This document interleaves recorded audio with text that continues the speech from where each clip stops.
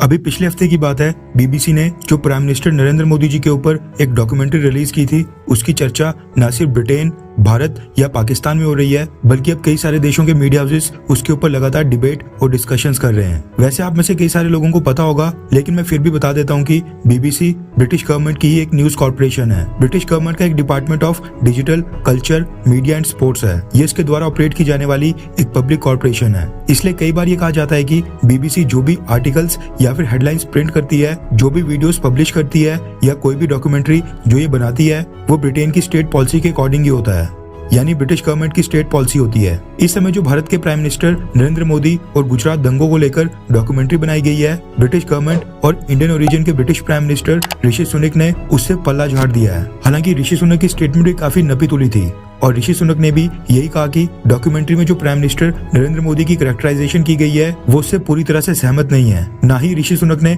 अपनी स्टेटमेंट में prime minister Narendra Modi को क्लीन चिट दी और ना ही उनका क्रिटिसिज्म किया है। हालांकि इस मुद्दे के ऊपर हल्ला बहुत ही ज्यादा हो रहा है। भारत की जो लिब्रांडो गैंग है, वो भी सोशल मीडिया के ऊपर और खासकर ट्विटर के ऊपर एक बार फिर से एक्टिव हो गई है। भारत सरकार ने भी इस डॉक्यूमेंट्री के ऊपर एक स्टेटमेंट जारी की थी और कहा था कि प्राइम मिनिस्टर नरेंद्र मोदी के ऊपर जो ये डॉक्यूमेंट्री बनाई गई है, ये कॉलोनियल माइंडसेट को दर्शाती है और ये प्योरली एक प्रोपेगेंडा है। भारत में तो फिलहाल बीबीसी की ये डॉक्यूमेंट्री बैन कर दी गई है, लेकिन इंटरनेशनल लेवल के ऊपर ये डॉक्यूमेंट्री अभी भी काफी ट्रेंडिंग के ऊपर है। अब आप सोचिए, जब इस डॉक्यूमेंट्री के पहले पार्ट के ऊपर इतना हल्ला गुल्ला हुआ, इवन कई सारे ब्रिटिश पॉलिटिशियंस ने इस डॉक्यूमेंट्री को ऑफ एयर लेने की डिमांड की, तो ब्रिटिश गवर्नमेंट का यहाँ पर क्या काम बनता था। ब्रिटिश गवर्नमेंट कहने को भारत को बहुत ही वैल्यूएबल पार्टनर बोलती है। हमारे साथ ब्रिटेन की फ्री ट्रेड एग्रीमेंट को लेकर अभी भी नेगोशिएशंस चल रही हैं। ऐसे में सबको उम्मीद थी कि इस डॉक्यूमेंट्री का जो सेकंड पार्ट आने वाला है, उसके ऊपर ब्रिटिश सरकार द्वारा रोक लगा दी जाएगी, ताकि भारत और ब्रिटेन के रिलेशनशिप और बर्बाद ना हो और गलत डायरेक्शन में ना चले जाएं। लेकिन हुआ बिल्कुल उसके उल्टा।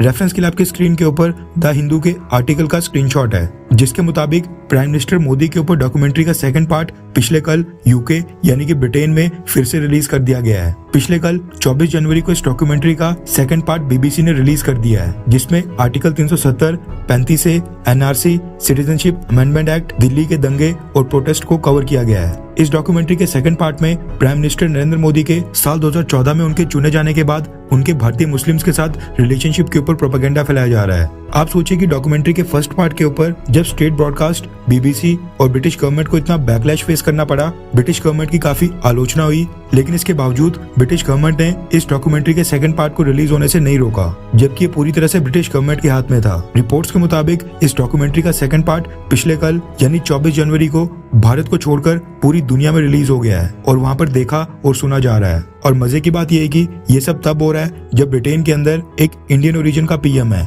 यानी भारतीय मूल का प्राइम मिनिस्टर है। हमने डॉक्यूमेंट्री का सेकंड पार्ट तो देखा नहीं और ना ही देखेंगे, लेकिन आपसे अपील है कि बीबीसी की इस डॉक्यूमेंट्री को बॉयकॉट करें, क्योंकि भारत के प्राइम मिनिस्टर नरेंद्र मोदी को हमें किसी विदेशी के चश्मे से देखने की जरूरत नहीं है। वो हमारे देश के प्राइम मिनिस्टर हैं, 24 घंटे देश के लिए समर्पित हैं। हिंदू, मुस्लिम, सिख, ईसाई, जैन और बुद्ध सभी कम्युनिटी के लिए काम कर रहे हैं। ऐसे में बीबीसी डॉक्यूमेंट्री को बॉयकॉट करें।